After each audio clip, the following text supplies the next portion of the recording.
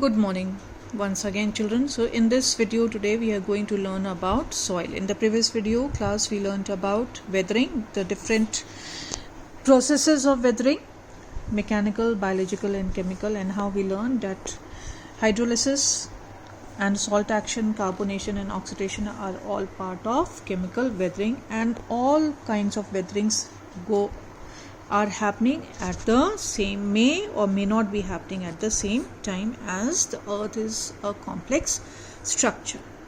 Now we learn about soil.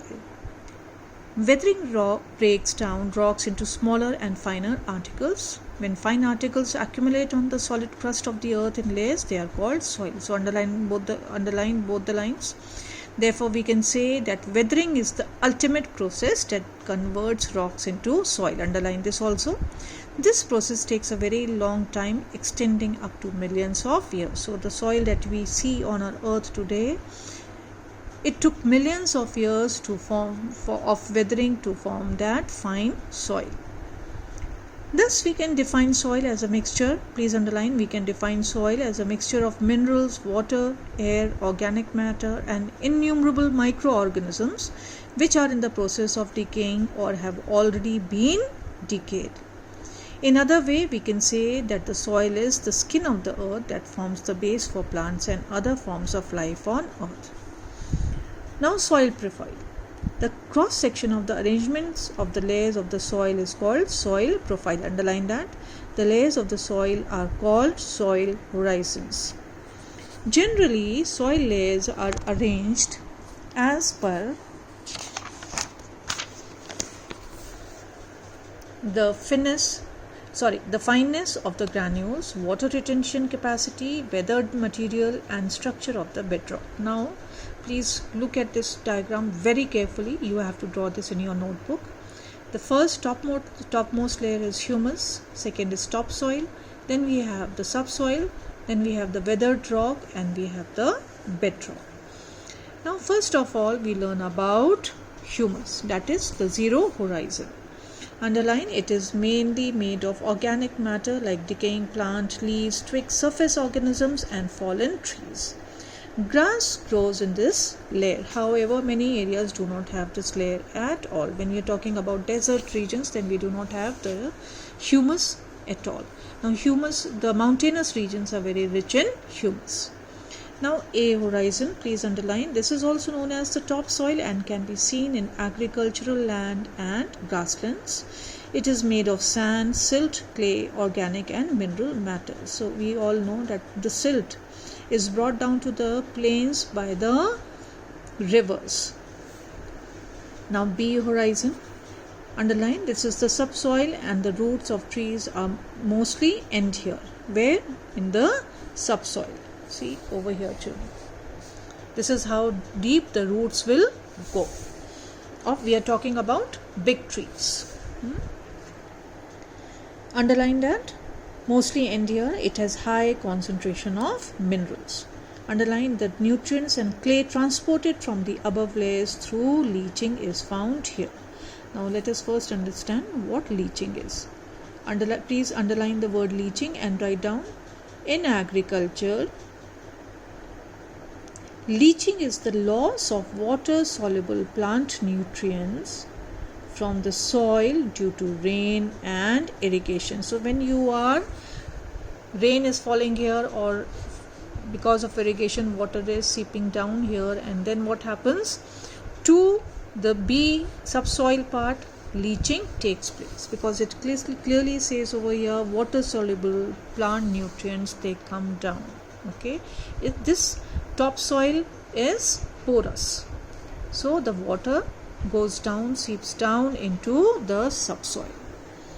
Now, C horizon, this is the layer of parent material in a slightly altered form. Please underline that. The original rocks from which the soil has originated are found in this layer.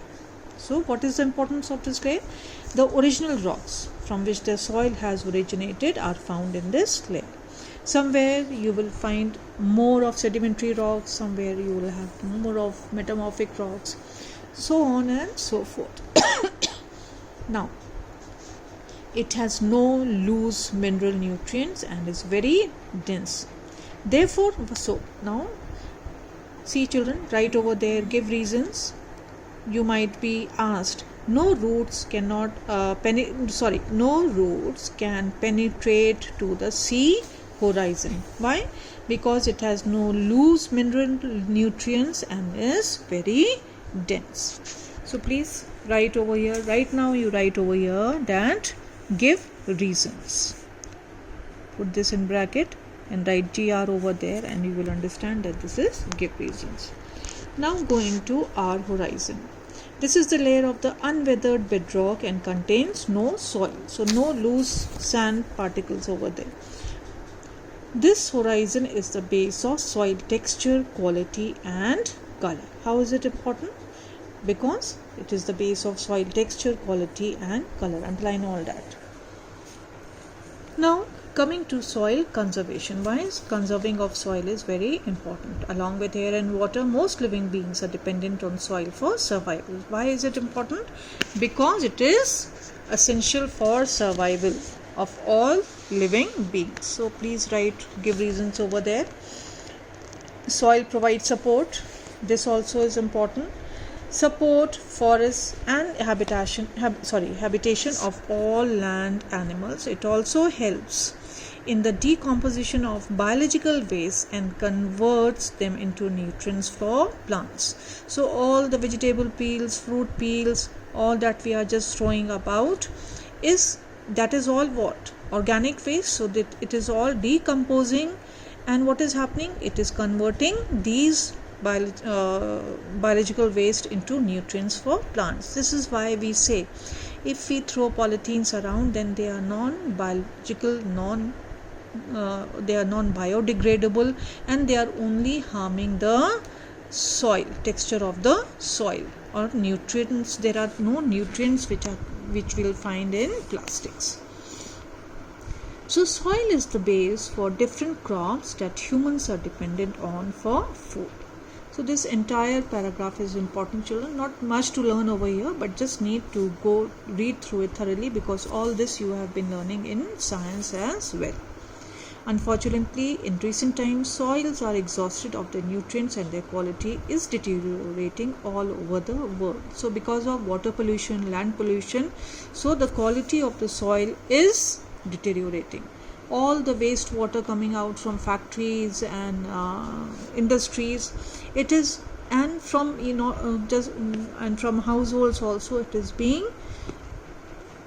is not treated properly.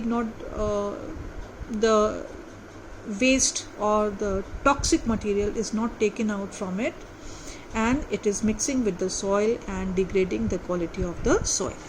Now let us see importance of soil conservation.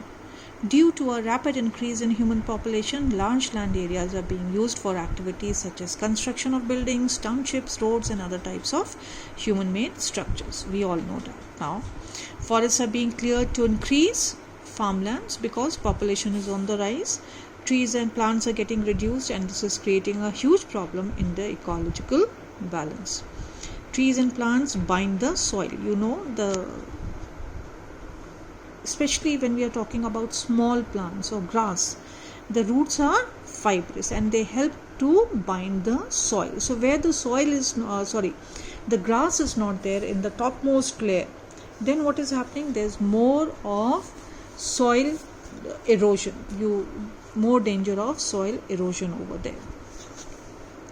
Now if they are reduced, soils get washed away by surface runoffs. So when there is even a strong wind blowing, then also at that time the soil will get blown off from one place to the other. And even when there is rain, then also the surface of the top or the surface of the earth will run off, where you have the topsoil, which is nutrient for the growth of plants. Now there is an immense pressure on agriculture to increase production. Chemical fertilizers and other types of harmful chemicals have been used so much in agriculture that the nutrient power of soil has been drastically reduced. This is why we need to conserve the soil. Now children, if you happen to go to big food markets, then you will find that there are certain packets which are labeled as organic, and they are more expensive than the normal ones.